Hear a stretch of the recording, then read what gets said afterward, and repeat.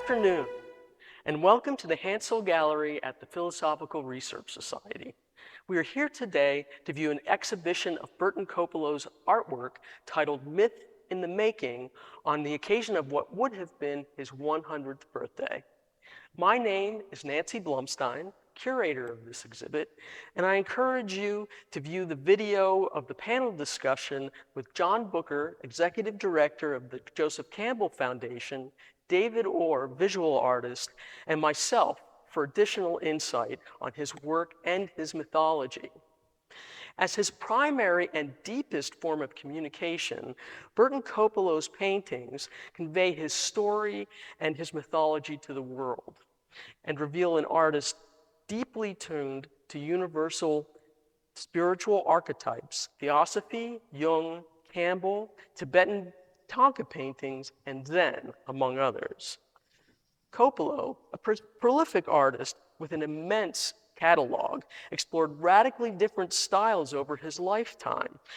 This succinct exhibition is intended to provide an overview of these explorations, examine Kopelow's path as an artist, and consider the myth he was making. Our story today starts with Kopelow's earlier work, beginning in the 1960s through the early 70s. This untitled figurative piece reminded some viewers of the tarot figure, the Hanged Man, who is hung by his foot and can represent surrender, penance, treachery. But what did Kopelow intend? This piece, as is common for most of Kopelow's work, is also untitled. Is the image intentionally cosmic? Kopelow's other images in this style tend to reinforce this idea. When asked what he meant by any given painting, Kopelow, like so many other artists, would turn it back on the viewer, saying, "What do you think it means?" He intended the viewer to bring themselves to find their own meaning. I see power and tension and peace. This piece and the next we'll discuss are examples of some of his earlier abstractions. Abstraction was his favorite. They're embossed with Kopelow's personal seal, which includes the eye of providence, or the all-seeing eye. A larger consideration of this image is in the panel discussion. At first viewing of this piece, I notice the large sections of red, the calming bits of blue. I also see continued Kopelow's use of intricate alternating lines of color interspersed with larger fields. There's so much to see in these two. During this early period, Kopelow did not always sign and rarely dated his work. But I estimate that these two are from the mid to late 60s because he only used the embossed seal for a limited time. This is one of a number of early pieces mixing symbols, imagery from alchemy, mythology, and religion. There are two here in the exhibition which are examined at length in the panel discussion. I assume these two were painted around the same time because of how they are finished, with the ink outline frame. Also, the paper used is the same. It wasn't until the early 70s that Kopelow consistently signed and dated his work. These two pieces are dated 60/70. And if you look at Kopelow's complete catalog, it looks like at some point he went back and signed all his unsigned early work. Sometimes, like here, adding chops that he designed in the early 70s. This one is a study for a larger painting. Kopelow, who was entirely self-taught as an artist, said he learned composition by viewing the old masters. I've included one of his early monochrome pieces so that we could view Kopelow's sense of composition without the distraction of color. This hard-edged abstraction from 1968 is titled Portrait of Giordano Bruno. It's one of two Bruno portraits in Kopelow's catalog. This one seems to refer to the influence of Hermes Trismegistus on Bruno's philosophy. The other, perhaps, to Bruno as a mathematician of the infinite and the infinitesimal. But why Giordano Bruno? Why did Kopelow, who tended to leave his work untitled, dedicate two pieces to this Renaissance polymath? Kopelow's extensive reading and scholarship informed all his work. His influences are many and varied, but Bruno is the only one he painted a portrait of. I encourage you to view the panel video for further discussion on this question and for more on this untitled work. This piece is untitled but is dated 1969. Kopelow always listened to music while he painted, preferring classical, jazz, and opera. We'll see in these next pen and ink pieces, Kopelow's drawing skills are amazing. The imagery here is mythical, mystical, and begs so many questions, allows for so many inferences.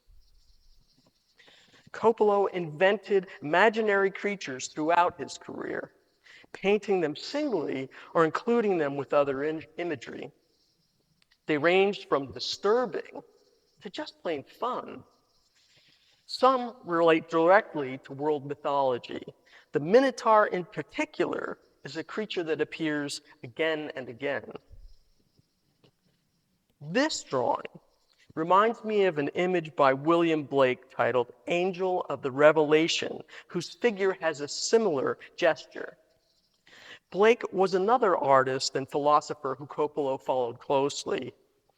It makes me think, is there a correlation here? What a powerful gesture. Awe, support, exaltation. In 1972, three things would happen which would launch a new period in Kopelow's career.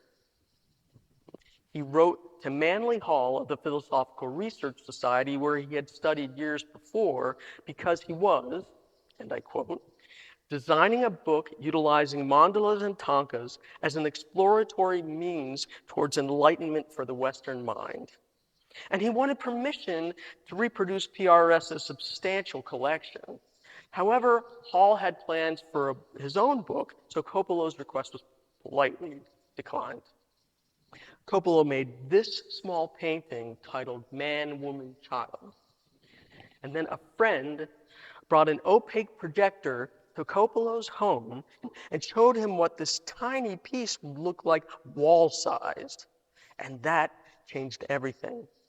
You can see from the work on display here that his earlier work was modest in size, but this was a paradigm shift. Man, Woman, Child became a study for a wall-sized canvas he completed in 1973 and retitled The Magic Circles of Enchanted Love. This became the basis for what he considered his magnum opus, a series of 24 large canvases, each almost 7 foot tall, titled Chromorphism, which opens with a series of mandalas. Kopelow's practice long included experiments with mandalas, and throughout his lifetime, Kopelow continued to produce them, both large and small, as an important part of his painting practice. I'll refer you to the panel discussion for more information and images on this formative transformation. Kopelow told me that he would spin his paintings, both abstract and figurative, to view them from each perspective in order to hone the composition. And with abstract pieces, he would choose the orientation for his signature only when the piece was completed. But really, we should feel free to hang them in any orientation. Kopelow neglected to sign this image, so the choice of how to hang it is entirely left to us. This crackling piece titled Night Lightning from 1986, includes the use of opalescent paint. You can see how the purples shimmer, reflecting the lightning. A note on the back of this piece in 1976 has the title Crab Nebula, but also mentions the astrological sign Cancer. Perhaps at one point, Kopelow was considering a series. I really like this corner of the exhibition because of how these three paintings talk to each other. Yellow Figure Descending from 1994, Crab Nebula, and the untitled Hanged Man. The repeated angular patterns in the composition are at the same time similar and disparate. Here we see Kopelow's sense of color and composition. These and his continued challenge to the viewer, both emotionally and intellectually, are the continuity in his work. This is the giant Argos drinking from 1986. I've noticed in most of Kopelow's paintings of figuratives and landscapes that the horizon is fairly consistent. If you imagine Kopelow standing at his easel, you might think of this as a bird's eye view. Kopelow's experimentation with these forms was extensive from the early 1970s forward. In 1988, Kopelow moved back to Los Angeles, living in an artist's building downtown. The recession of the early 90s was hard on these residents. Having time on their hands, they got together weekly to split the cost of a live model. I imagine this was the first time Kopelow had been exposed to this kind of regular study. This is Jason's Journey from 1999. Starting around 94 and continuing through the early 2000s, Kopelow painted a number of figurative groupings, exploring the use of masks, musical instruments, and creatures. Did those drawing sessions inspire this group of images? His work ethic, his daily painting practice definitely inspired the artists around him, who considered Kopelow an artist's artist. In the early 2000s, Kopelow made a conscious move to work more loosely, more expressionistically, beginning a new period within his unceasing experimentation. There is a use of what you might call Kopelow shapes in much of this work, but they're quick, not so draftsman-like. Notice how the blue wash behind the other colors here allows the paper to show through, like light, almost like stained glass. I love the freedom of these pieces. This untitled piece is from 2013. It was at this time, at the age of 88, that Kopelow was offered his first gallery show, which opened the next year. He told the Jewish Journal, "I am just pouring myself into my work and not thinking too much about it anymore. I paint so much, it's incredible. More so now because I've matured. I'm much more secure in how I approach my work." During this period, his work changed day by day, piece by piece. Figurative pieces in this vein, portraits of creatures, and always his first love, abstraction. Not only with Kopelow shapes, but also with side trips to explore new ideas and new techniques. This piece in particular reminds me of something John Peterson, a friend and colleague of Kopelow's, once told me when we were discussing Kopelow's work. It's such a pleasure to paint when you're just in that spot of applying color onto canvas. In this piece from 2014, a year before he passed, we see another example of Kopelow's continued direct references to archetypes and mythology. And as in all of Kopelow's work, the images are completely open to our interpretation. Are the background creatures demons? Scary? silly? Is the figure sleeping? Dead? Like all of art, it will change with every viewer and with every viewing. In the work presented here, we see just the tip of the iceberg of Burton Kopelow's invention. Each painting here today represents any number of others. And for Kopelow, every painting was its own mythical journey, a voyage of discovery and return for the artist, starting with a blank canvas, finishing with the signature. And Kopelow intended his work to be a similar trek for the viewer. What do you think it means? Again, I invite you to view the panel discussion. There's a link below, and you can find more examples of Kopelow's work on his website or in the book, Burton Kopelow, Paths of Discovery, which is available at the Philosophical Research Society website.